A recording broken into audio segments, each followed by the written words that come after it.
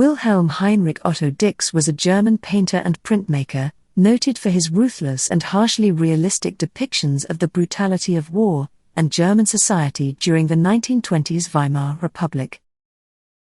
Along with George Grosz and Max Beckmann, he is widely considered one of the most important artists of the new Objectivity art movement, which started in 1925.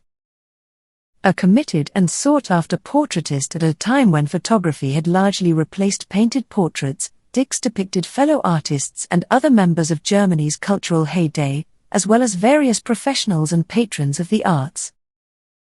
He is best known for paintings and prints filled with anguished and exploited human figures, representing the turmoil of his life and times.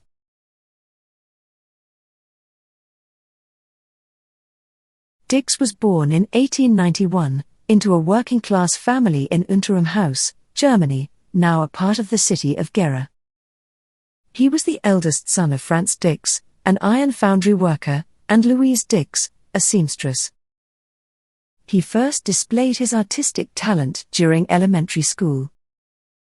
After leaving, he was apprenticed to a local decorative painter for 4 years, where he learned the craft of ornamental and decorative painting. In 1910, Dix was awarded a study grant, which allowed him to enroll in the Dresden School of Arts and Crafts. He concentrated on decorative work, learning to draw ornamental designs and flowers, characteristic of the Art Nouveau aesthetic that dominated at the time.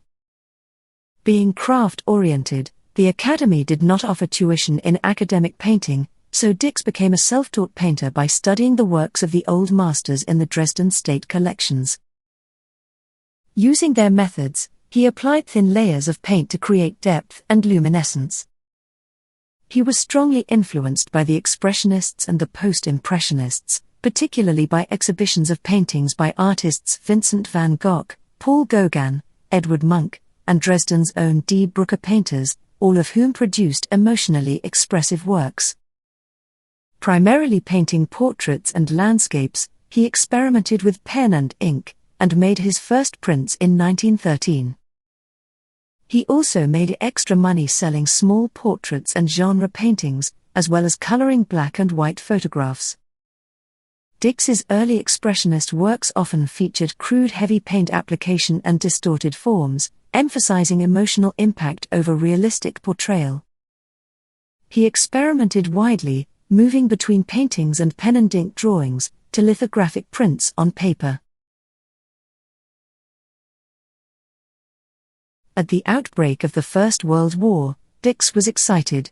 For young artists like Dix, the empire under Kaiser Wilhelm II looked stiff and hypocritical, and stuck in outdated traditions. Dix could see the war as a chance to overturn this staleness. Many young intellectuals and artists in 1914 welcomed the war at first. Not because they were militaristic, but because they longed for radical change. War looked like a violent form of cultural revolution, a cleansing break from the past. Dix thought war might unleash a new type of human being, stronger, freer and more creative, unbound by middle-class constraints. He imagined himself and his generation stepping into this role. He enrolled in the army voluntarily in 1914 at the age of 23, and was assigned to a field artillery regiment in Dresden. Early in 1915, he was moved to a nearby town to train as a heavy machine gunner.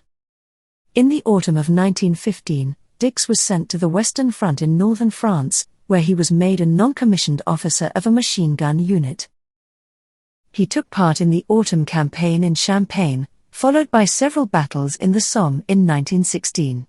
His experience of these horrific battles began to sour his enthusiasm. He was wounded several times, but managed to create sketches of many of the tragic scenes he witnessed. On one occasion he nearly died when a shrapnel splinter hit him in the neck.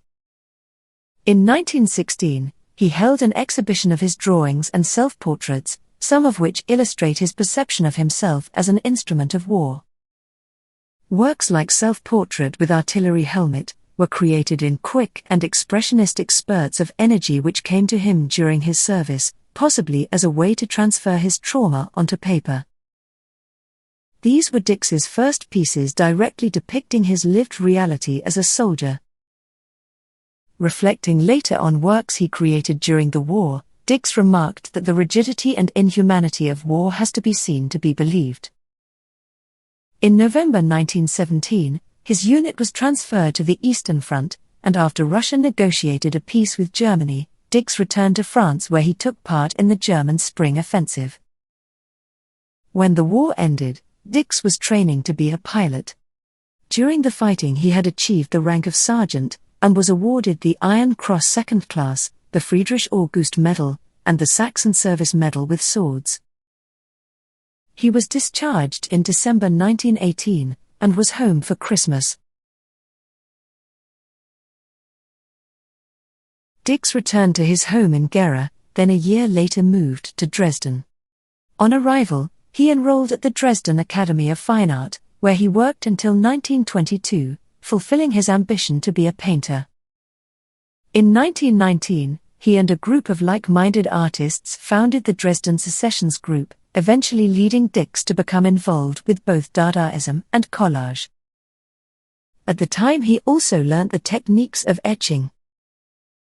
He participated in 2 secession group exhibitions that year, the first, a members-only event in April, and an open exhibition with invited artists in August. Dix created surreal portraits and woodcuts, delving into collage and mixed media for both of these events. Having already taken on elements of Futurism and Cubism during the war years, he now began integrating Dadaist and Expressionist elements into his work. In September 1919, physician Dr. Hans Kosch, who spent his free time as an amateur art dealer, premiered the works of the Dresden Secession Group in his gallery in Cologne. Dix participated, displaying only one work. Kosch does not seem to have appreciated Dix at that time, and it was not until 1921 that this changed and Kosch began to collect Otto Dix's works. Soon after the war ended, artists George Gross and John Hartfield joined the German Communist Party and produced designs and posters for them.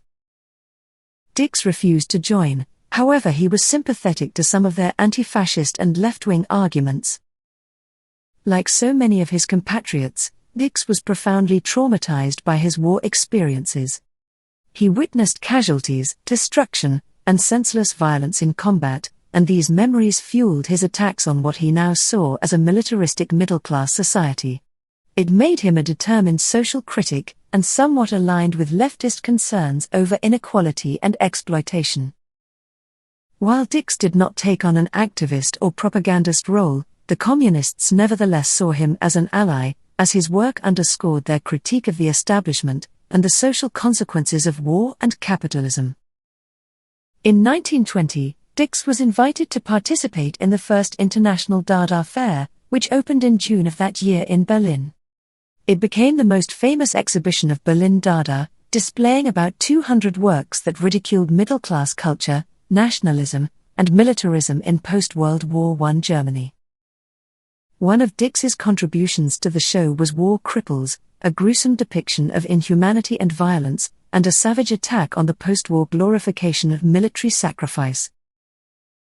In this picture, war veterans in full military dress march along a city street, but Dix twists their forms into biting caricature to hammer the social message. Such horrifically maimed and disfigured men were common in Germany after World War I, when 80,000 amputees returned home from the front. Reliant on prosthetics, canes, and crutches, these veterans have become as mechanized as the war that claimed their flesh. Yet, even while depicting the tragic results of the conflict, Dix instills the work with caustic humor. The veterans are passing a shoemaker, a service for which, thanks to the war, they now have limited need. Dix's painting was viewed as shocking, because it directly contradicted the glorified images of war many people expected. Facing the world as it truly is, was unsettling, but also deeply modern. Dada sharpened Dix's developing brand of realism because it ridiculed falsity, and indulged in caricature as a way of representing human baseness. His unflinching depictions during this period often combined oil painting and collage, blending fine art painting with base everyday materials, in a gritty social commentary. It is evident in this 1920s painting, The Match Seller. Dix's work at the Dada Fair reflected a brutal, unflinching confrontation with the war's violence and its aftermath. His contribution was not playful Dada, but a harsher, more grotesque version, pushing it from satirical collage into raw socially critical realism. In The Skat Players, he depicts 3 war veterans with grossly distorted features, war-damaged bodies and amputated and prosthetic limbs, framed by newspapers and playing cards. These disfigured veterans appear as composites of human flesh and artificial body parts, showing the devastating toll of war. Dix uses the repetition of the cards, the chair legs and the stumped limbs of the men to build a composition that is disturbing in form, as well as content. They are no longer men. They are collages. The playing cards are real playing cards, and there are newspaper fragments, foil for the mechanical jaw, and even real bits of fabric for the clothing. The use of collage here is very significant. The process of adding material from everyday life to the painting's surface mimics the often crude adding of parts to the veterans' disabled bodies. Just as the work is a mix of parts, so too are these traumatized bodies, part flesh, part metal, and part wood. Dix has placed his own portrait in the image on the jaw of the blue-jacketed figure, as if his portrait is the logo of a prosthetics manufacturer. As a machine gunner in the war, it is likely he maimed enemy soldiers in a similar way. Dix's work brought the war maimed into art galleries and public consciousness. His Skat Players communicates a profound empathy and allegiance with disabled veterans, showing us the post-war conditions to which they were exposed. Much later, Dix explained his reasons for painting disabled soldiers. At the time, there were people in the Weimar Republic peddling the notion of the hero and heroism in war. Ideas which had long been rendered absurd in the trenches of the First World War. People were already beginning to forget the horrible suffering the war had brought them. My aim was not to cause fear and panic, but to show people how dreadful war really is. In October 1921, Dix traveled to Dusseldorf at the invitation of Dr. Hans Kosch, whom he had met earlier at the 1919 Secessions exhibition in Cologne. Dix sold Kosch 2 works, and received his first portrait commission from him. He worked in Kosch's house, and the result was this unflattering portrait of the doctor. During his stay, Dix struck up a friendship with Kosch's wife Martha, which eventually blossomed into a romance between them. 3 months after Dix's arrival, Martha left Dusseldorf for Dresden with Dix, who had enchanted her while painting her portrait. After a few months she returned to Dusseldorf, and at her husband's request, the couple divorced. In a strange twist, Martha's older sister, Maria, who had been living with them, took Martha's place and eventually married the doctor, helping him bring up his 2 children from his marriage to Martha. In 1923, in what is often referred to as the partner swap, Martha married Dix at a civil ceremony, attended by a small group of close friends. Despite her upper-class background, Martha was practical and adaptable, and took care of the everyday details of living together. With her strong personality and critical intellect, she was well equipped to cope with Dix's awkward personality, and in addition, she became a frequent subject of his portraits. In the autumn of 1925, the family moved with their 2.5-year-old daughter Nellie into an apartment in Berlin. Martha's father had paid the rent for 7 years in advance. In 1927, her son Ursus was born, and in 1928 she gave birth to her youngest son, Jan. Earlier, in 1922, Dix had moved from Dresden to Dusseldorf to be with Martha. At the time, they lived together in an apartment in central Dusseldorf, near the Academy of Fine Arts where Dix had been accepted as a student. Dix, who was recognized as an emerging artist, had special standing. He was given his own studio at the academy, and access to resources not given to ordinary students. This was a form of postgraduate mentorship, focusing on developing Dix's own artistic voice, rather than following a set curriculum. Dix began working with several galleries in Dusseldorf, becoming closely associated with Joanna I, who played a key role in nurturing avant-garde art in the Weimar Republic. She was affectionately nicknamed Mother I by the artists she supported, because of her maternal warmth and strong personal loyalty. She gave Dix solo exhibitions, and included his works in group shows during the 1920s, helping to establish his reputation before his later move to Berlin in 1925. She also defended him when his paintings provoked scandal. Her gallery was one of the few places in conservative Dusseldorf where Dix's works could be shown without censorship. Dix also re-established his friendship with Karl Nierendorf, owner of Gallery Nierendorf, whom he had met earlier at Hans Kosch's home. Nierendorf specialized in Dada as well as the works of the Expressionists. He also represented such luminaries of the art world as Paul Klee and Wassily Kandinsky. Nierendorf offered Dix an exhibition at his Cologne gallery. While Dix was one of several artists in the I family's circle, for Nierendorf Dix was the most important, and a promising protégé alongside Kandinsky and Klee. What is certain is that Nierendorf was the most active and professional representative of the artist at the time. Anticipating his importance, Nierendorf placed Dix under exclusive contract to him from 1922 to 1927, which not only meant greater financial security for the artist, but also a binding commitment that excluded other dealers. Nierendorf started exhibiting Dix's controversial war works, most notably The Trench, painted in 1920. The work depicts the aftermath of an overnight artillery assault on a German trench on the Western Front. The painting vividly depicted the grotesque scene. Exploded bodies, gas masks, ruined structures, even brains streaming from open skulls, all rendered in oil on jute, and intentionally shocking in its realism. It sparked outrage at the time, with critics calling it obscene and unpatriotic. Another critic described it as perhaps the most powerful as well as the most anti-war statement in modern art. This scandal ironically resulted in Dix becoming widely known in Germany. In October 1923, The Trench was purchased by a Cologne museum, where its display caused such a public outcry that the museum had to hide the painting behind a curtain. In 1925, the mayor of Cologne cancelled the purchase of the painting, returning it to the gallery, and forced the director of the museum to resign. Dix continued to show The Trench in exhibitions in several German cities during the mid-1920s, where it provoked similar controversy.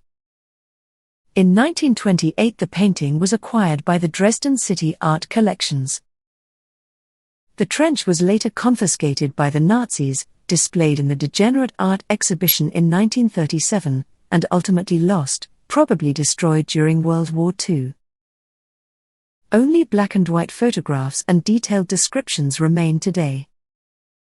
Contemporary critics noted its vivid visceral colors, like the poisonous sulfur yellow pool, and gory reds, of entrails and brains. In the early 1920s, Otto Dix produced a number of portraits that have come to represent art in Germany during the interwar period. Dix depicted his friends, who were doctors, lawyers and other notables interested in the arts, and through his work, gained fame as a society portraitist. This painting is of art historian Paul Ferdinand Schmidt, who championed young artists both through his publications and through notable acquisitions during his tenure as director of the Dresden Municipal Art Collections. Dix became his protégé, and Schmidt published the first monograph about him. Painted in the style of the old masters, the portrait is characterized by its precise contours and cool coloring, which lend it an air of dignified restraint, particularly evident in the hands and head. Lawyer Dr. Fritz Glaser assembled an extensive collection of art, including works by artists such as Vasily Kandinsky, Paul Klee, and Emil Nolde. Dix shows him here in front of the snow-covered facade of a typically ornate Dresden building, which appears to have been shattered during the war. Typical of his inclination toward caricature, the artist has emphasized the prominent features of Glazer's face. While Dix had good relations with many of Dresden's middle class, he was often icy and critical in his paintings which represented them. Dix shocked the public because he was brutally honest about reality. Unlike the romanticized or idealized art that dominated Germany before World War I, Dix's paintings exposed harsh truths. The physical and psychological scars of war, social inequalities, and the sometimes grotesque reality of modern urban life. I had the feeling, he said, that there was a dimension of reality that had not been dealt with in art, that is the dimension of ugliness. But the war continued to be a crucial theme for him to explore. He began to receive more general public attention in 1923, when charges of indecency were filed against two of his prostitute paintings at exhibitions in Berlin and Darmstadt. The trial ended in his acquittal, however his reputation as a controversial artist was by then fully established. When Wilhelm Herberholz, at the Academy of Fine Arts, showed Dix the way to introduce tone into his printing plates, Dix immersed himself in etching and printing projects. They culminated in the climax of his graphic output, his monumental portfolio called The War. The series consisted of 50 unrelentingly graphic images, perhaps modeled on Goya's The Disasters of War, showing the horrors of trench warfare and the aftermath of battle. These prints neither glorify war, nor present its soldiers as heroes.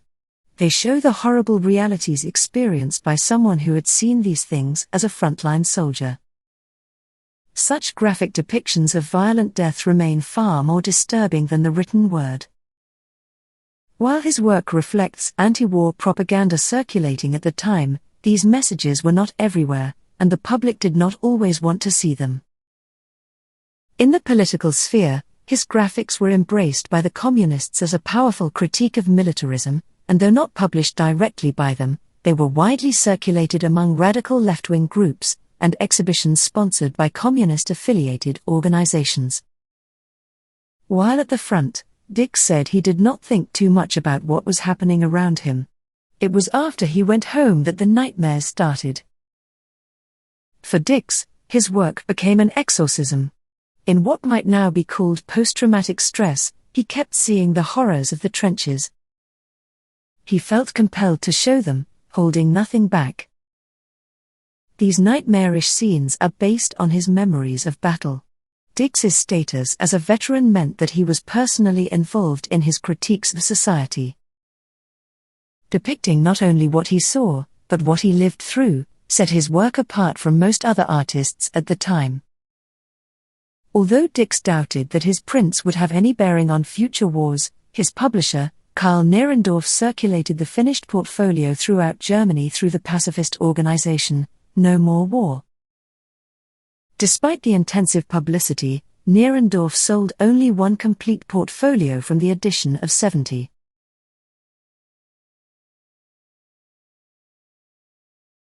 The exhibition New Objectivity, German Painting Since Expressionism opened in Germany in June 1925 at the Art Hall in Mannheim.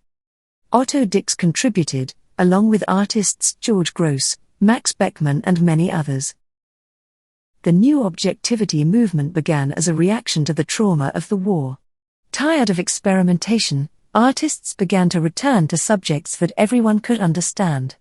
They began depicting the social and political realities of the newly formed Weimar Republic in a style described at the time as unsentimental realism. They focused on everyday life, post-war disillusionment and social criticism. Dix's paintings unsparingly depicted prostitution, violence, old age, death and even sexualized murder. New Objectivity appeared more sober and realistic than previous styles, though in the hands of artists such as Dix, it was no less critical.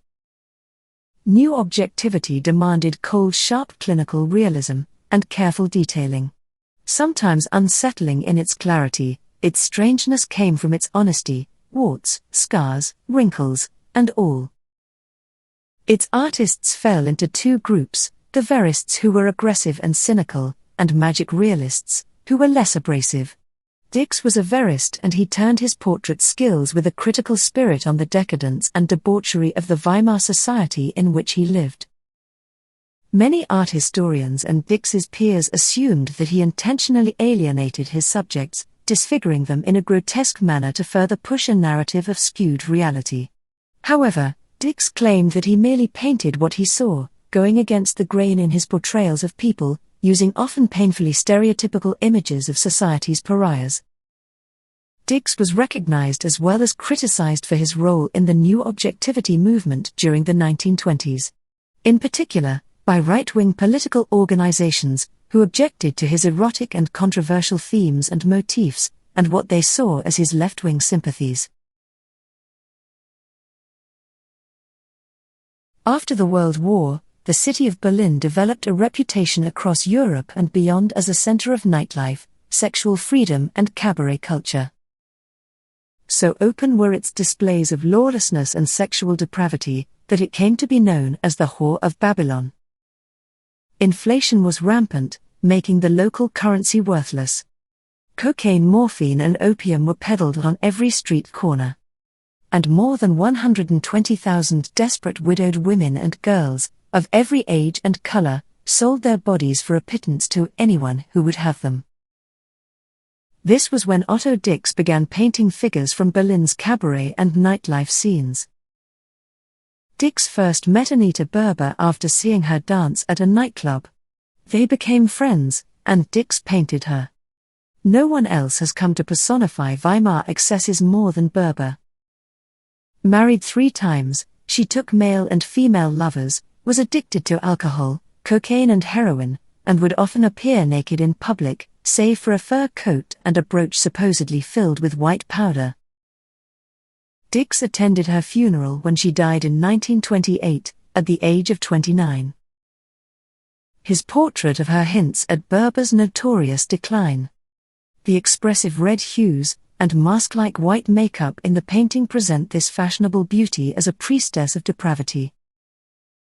Dix is not trying to idealize her, or to conform to classical notions of beauty, he is capturing her as she was. Expressive, provocative, and flamboyant, with her unique personality and energy dominating the canvas.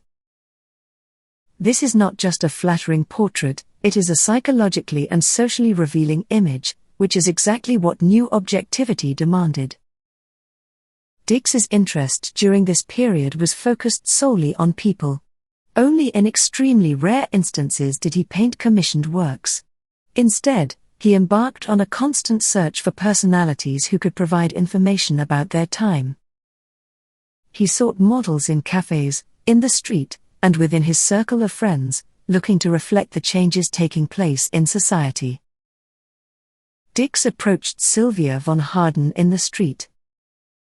"I must paint you," he said. "I simply must. You are representative of an entire epoch."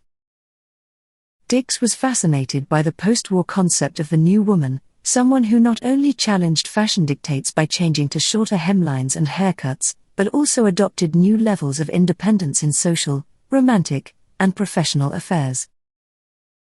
Here he shows journalist von Harden with bobbed hair and monocle, seated at a cafe table with a cigarette in her hand and a cocktail in front of her.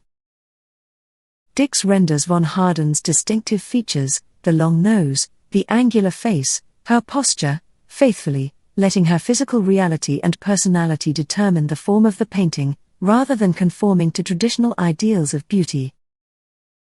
When Dix painted this picture of Wilhelm Meyer Hermann, a renowned Berlin throat specialist, he had become a committed painter of portraits. At a time when photography had diminished portraiture's importance, and the genre was seen as a deeply unfashionable pursuit for serious artists, Dix was making a living, and finding favor with Germany's creative avant-garde. Although his eye could be coolly unflattering, as he depicted things in what he termed unsentimental realism. The Doctor is portrayed realistically, but the pose and the setting seem chosen to stress his rotundity. Everything is round: the face, the bags under the eyes, the double chin, the shoulders, the position of the arms, and his body. A round lamp is affixed to the Doctor's forehead, and behind him are a round clock face and a round electrical socket. However precise the depiction, it verges on the satirical. By 1926, Dix had fully established himself as a leading new objectivity painter. Prostitutes were a recurring theme for him, and he rendered them as the embodiment of decadence and survival in the inflation-ravaged, morally ambivalent culture of the Weimar Republic. Here, 3 prostitutes pose together in a brothel-like setting. Each woman is dressed in a way that emphasizes sexuality and display, yet their expressions are blunt, detached, or even weary. Dix avoids romanticizing them. Instead, he highlights the physicality and rawness of their trade. The women are victims of circumstance, and also symbols of urban modernity's commodification of the body. Dix presents the women as ordinary working women, rather than as glamorous courtesans. Here, 4 prostitutes are pictured seated at a table in an interior setting. Their accessories, hairstyles and dress, showcase the typical rawness of the new objectivity style. The use of muted tones and the expressions on the women's faces evoke a sense of melancholy and reflection, while their detailed and somewhat exaggerated features emphasize the painter's critical approach to realism. In 1927, Otto Dix was appointed professor of painting at the Dresden Academy of Fine Arts at the age of 36. The academy was one of the most important in Germany, and this was an extraordinary moment in his career. His professorship was a sign of his full recognition by the German art establishment, and his style of unsentimental realism was now formally acknowledged, despite its sometimes brutal social critique.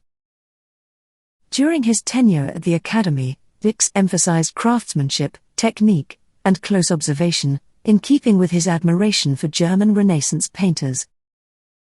His teaching combined this respect for tradition with his own harsh, unromantic vision of modern life. He was respected by his students, who later recalled him as strict but inspiring, and someone who insisted on truthfulness in representation, rather than fashionable style. While at Dresden, Dix worked for 2 years on what is considered to be one of his great masterpieces, Metropolis, a scornful portrayal of decadence and depravity in Germany's Weimar Republic, where non-stop revelry was a way to deal with wartime defeat and financial catastrophe. It is a painting on 3 panels, rendered with dazzling color and with a great richness of invention. Metropolis juxtaposes the varying cultures and realities of the Weimar Republic into one divided, yet cohesive composition. In the left-hand panel, Dix himself is the war cripple entering Berlin, and being greeted by a row of beckoning prostitutes. In the center panel in a lively Berlin nightclub, rich partygoers are dancing the Charleston in front of a screaming jazz band. In the right panel, a man with a metal jaw gives a mock salute to passing transvestites. When Metropolis was exhibited in Dresden for the first time in 1928, the right-wing German Art Society criticized Dix and his depictions of prostitutes and wounded war veterans, considering it spiritually un-German. Dix, who was particularly sensitive to the hypocrisy of post-war middle-class society, commented on the subjects of his painting. People did not want to see war cripples lining the streets, or to be reminded of those disastrous years, he said. So, everyone dressed up, donned masks, did anything to avoid reality, losing themselves in their temples of pleasure. Dix was extremely affected by his war experiences and returned to them often as a form of therapy. In 1932 he completed the second of his masterpieces, War. It is a painting in which he attempted to drain war of any of its supposed heroism or nobility. The painting is a triptych with 3 main panels, and a fourth below the central panel. It took Dix 3 years to complete, and at first glance it looks like a church altarpiece. The left-handed panel of War shows German soldiers marching off to war. The center panel is a scene of destroyed houses and mangled bodies, and the right-hand panel shows soldiers struggling home from the war. Nothing is left to the imagination. The 4 meters wide triptych depicts intolerable levels of morbidity with putrefied flesh, worms and gangrene. The dead and wounded men are no longer human beings.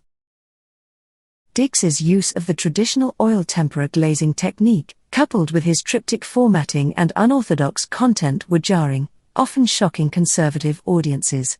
But it also ensured him international recognition for his work. From 1925 to the end of the decade, Dix grew more successful. In 1931, he was appointed a member of the Prussian Academy of Arts in Berlin. In the same year, he showed work in exhibitions all over Germany, and at the Museum of Modern Art in New York. By 1932, political polarization in Germany was becoming intense, and cultural debates between modern avant-garde art and the rising right-wing nationalist traditionalist art factions were involved in major conflicts. In March 1932, the Dresden Academy of Fine Arts held an exhibition featuring works by Otto Dix's students. The right-wing Dresden German Art Society attacked the exhibition, saying that Dix's influence was corrupting German art and youth. They claimed Dix's new objectivity style that he was teaching was morally and politically disastrous. Dix was being attacked by both sides. The extreme right hated his views of the war, and felt he was a traitor to Germany. Yet Dix also satirized celebrities from Germany's intellectual circles, so Weimar Democrats didn't necessarily adore him either. In January 1933, President Paul von Hindenburg named Hitler Chancellor of Germany. Most of Dix's artistic friends, including George Gross and John Hartfield, fled Germany. Dix thought he would be safe as he had not been critical of Hitler. 3 months later, Richard Müller, a longtime professor of drawing at the Academy, was made rector. As a Nazi Party member since 1932, his appointment was very much in line with the new regime's efforts to bring art schools under National Socialist control. Müller sacked Dix from his post as the professor of painting, claiming that his art was sabotaging the armed forces by sapping the will of the German people to defend themselves. Dix was dismissed without a pension, and forbidden thereafter from entering the grounds of the Academy. Some of his students were deeply affected by his dismissal, seeing it as part of the broader destruction of artistic freedom in Germany. In September of that same year, Müller helped to organize the first major degenerate art exhibition in Dresden, known as the Exhibition of Shame. It opened in the inner courtyard of the City Hall Dresden. In it were works by all the great artists of German Expressionism from the Dresden collections. Several of Dix's works, War Cripples and The Trench, were displayed as examples of Dix's defeatist and un-German portrayals of Germany's war heroes. His name appeared on official watch lists, and later his works were hung in the 1937 Degenerate Art Exhibition in Munich. After his dismissal, Dix was not officially prohibited from painting war scenes, portraits, or allegories. However, the political climate and Nazi censorship made it almost impossible for him to exhibit or sell these works in Germany. To avoid harassment, and to earn a living, he publicly painted landscapes, portraits, and Christian themes, which were tolerated by the regime. But privately, he continued to make more critical and disturbing works, though they could not be exhibited. Despite their divorce, Martha Dix and her ex-husband Hans Kosch remained friendly and kept in contact with each other. The Kosch family were owners of Schloss Randegg, a Renaissance-era property, close to the Swiss border. Kosch was sympathetic to Martha's financial difficulties, now that the family no longer had a steady income. With social and political tensions making it near impossible for Dix to support himself and his family, Koch offered to let them stay at Schloss Randegg while they found their feet. The Dix family moved in during 1933 and stayed until 1936. Like all other artists in Germany, Dix was forced to join the Nazi government's Chamber of Fine Arts, a subdivision of Goebbels' cultural ministry. Membership was mandatory for all artists, and Dix had to commit to painting only inoffensive subjects such as landscapes and portraits. Dix lived a kind of inner exile in Randegg. He supported his family by accepting commissions for portraits and painting landscapes, which were marketable. Meanwhile, he made allegorical and religious works with veiled political meanings, such as biblical scenes that doubled as critiques of tyranny and war. Several of these works were deeply critical, but coded in imagery that could pass as religious or allegorical. At the time, he created this surreal satire on German politics. The figure of Sloth, depicted in the center, is a skeleton whose outstretched arms and scythe form a sort of swastika. The most poignant aspect of this picture is the representation of envy, riding on the back of avarice. The figure wears a Hitler mask. However, it wasn't until after the war that Dix painted in the telltale moustache. This painting represents war and destruction as an eternal recurring plague upon humanity. The use of medieval imagery reflects Dix's fascination with apocalyptic visions and moral allegory, while the style of the painting reflects a long tradition in German art. First seen in 1934, the painting is an implicit critique of the Nazi glorification of war, though not in a form that could endanger him further. Dix continued to paint pictures about the First World War, including Flanders, a scene from the Western Front. In the picture, dead bodies float in water-filled shell holes, while those soldiers still alive resemble rotting tree stumps. The landscape is completely obliterated, leaving only destroyed buildings and trees, and water-filled shell craters. All around are dead, wounded or exhausted men, who lie or sit in a morass of mud while the sky appears to bear down on them, dark, but for the restricted orange glow of the sun. Although appearing to give in to National Socialist pressures, Dix continued his silent resistance by creating landscape paintings such as a chilling depiction of a Jewish cemetery in Randegg. Here, Dix alludes to the early stages of rampant anti-Semitism and persecution under the Third Reich. Dix's work during this period reflects his deeply personal and profound response to the political climate in Germany. Dix also produced a steady stream of Lake Constance landscapes and rural views. These were often painted naturalistically, without political bite. Here he shows a tender scene, featuring an elderly woman and a young girl who is holding a sprig of flowering greenery. The background is a natural setting with a muted yet warm sunset, casting a serene glow and lending a tranquil ambience to the scene. The artist's commitment to capturing the essence of the subjects in a realistic and poignant manner is evident in his meticulous attention to detail in the painting. In 1935, after the death of her father, Martha used her inheritance to buy land in Hemmenhofen near Lake Constance. She commissioned an architect to design a modern spacious home that combined a studio for Dix, with living quarters for the family. Construction was completed in 1936, and the Dix family moved in. Dix lived and worked at Hemmenhofen from 1936 onward. He also kept a Dresden studio which he used until 1943, and then again after the war.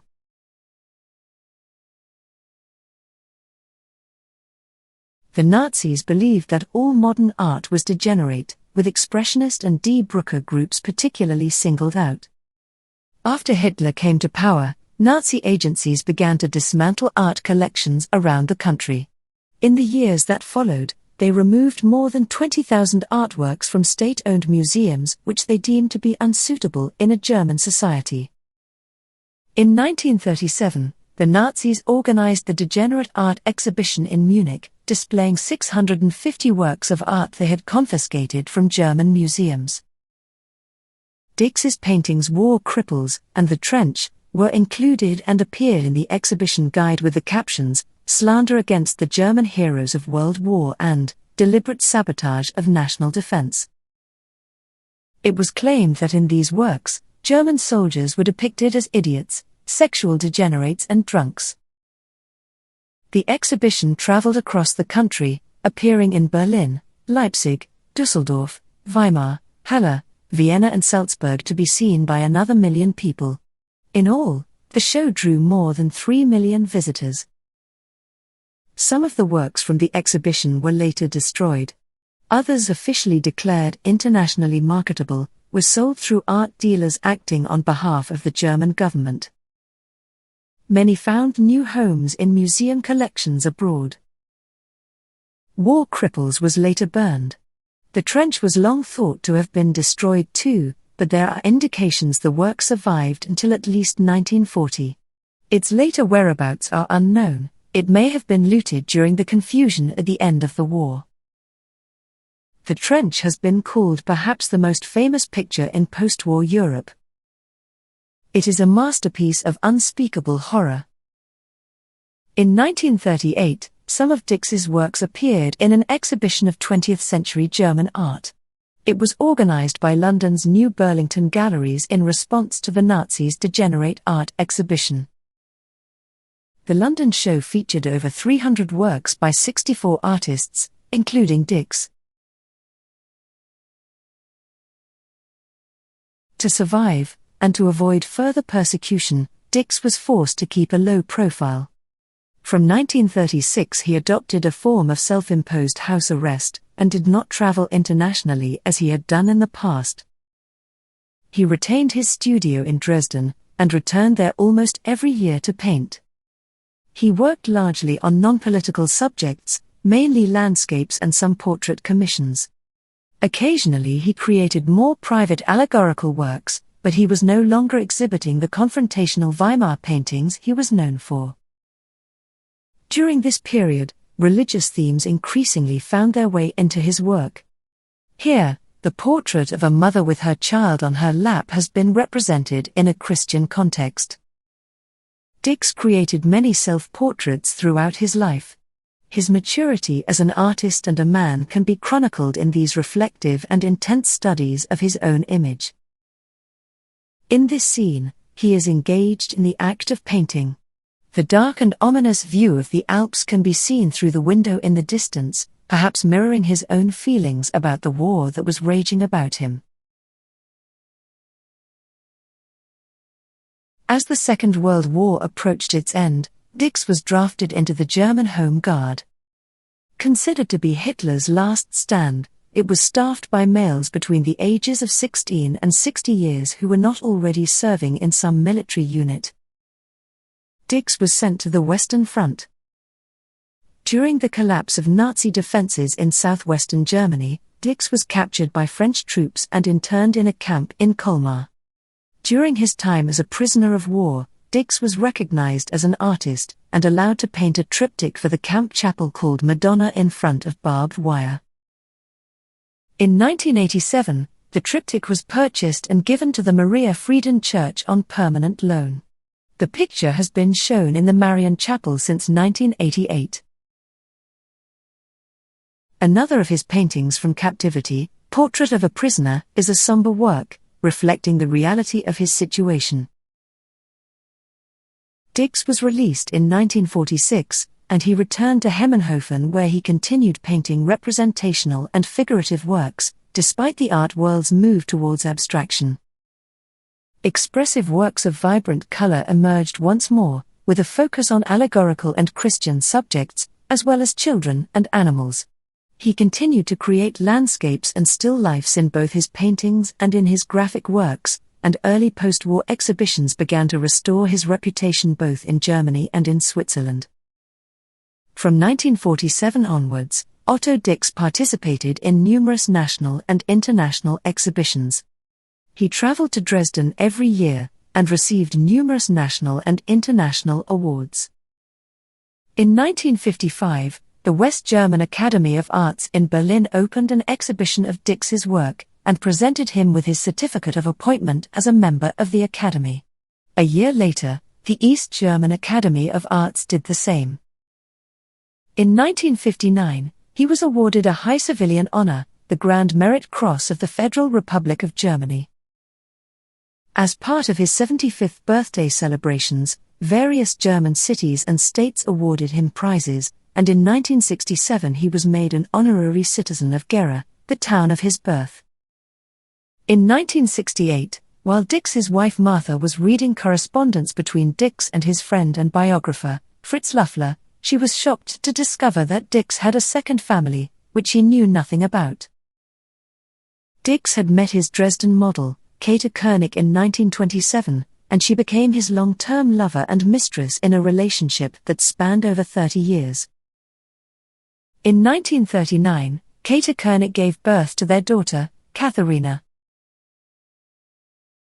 Otto Dix died on the 25th of July 1969 after a stroke. He is buried at Hemmenhofen, on Lake Constance. Dix's wife Martha died on the 6th of March 1985 in France, where she had moved to live with her granddaughter. The Otto Dix house where Dix was born was opened as a museum and art gallery in Gera in 1991, on the 100th anniversary of the artist's birth. It is managed by the city administration. Martha Dix bequeathed the house in Hemmenhofen, and the rights to her husband's estate, to the Otto Dix Foundation, which she founded in 1983. It was opened as the Museum Haus Dix in 2013. Its shareholders are her two sons, and her granddaughter, Bettina. Otto Dix is remembered as one of the most uncompromising and influential painters of the 20th century. His unflinching realism, technical mastery, and moral engagement with the social and political realities of his time helped to define the visual language of modernity in Germany, and beyond. In confronting the darkest aspects of modern history with unsparing clarity, and emphasizing psychological depth over physical beauty, Dix helped to shape a visual tradition that even today remains central to how artists represent truth, violence, and the human condition.